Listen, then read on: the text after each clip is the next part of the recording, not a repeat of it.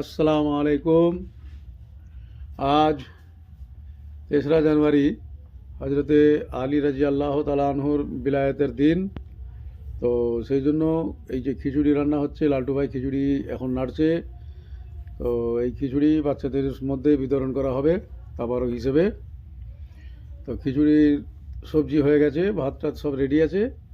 আর কিছুক্ষণের মধ্যেই সব কিছু পাইল করে দিয়ে মিনিট 15-20 মধ্যে প্রায় খিচুড়ি কমপ্লিট হয়ে যাবে। এই দেখুন সব কিছু দেওয়া হয়ে গেছে। এবারে খিচুড়ি আর আধ ঘন্টার মধ্যেই সমস্ত বাচ্চাদেরকে বিতরণ করা হবে। তো আপনারা দোয়া করবেন এই খাবার যাতে আল্লাহ গ্রহণ করে, কবুল করে, এবং প্রতি বছর আল্লাহ যেন এরকম তাবারক করার তৌফিক দেন বাচ্চাদের নিয়ে। ও ভিডিও তো অসুবিধা হচ্ছে, তুই বুঝতে পারছিস না, শোন না।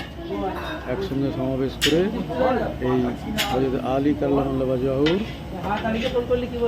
প্রোগ্রাম যেন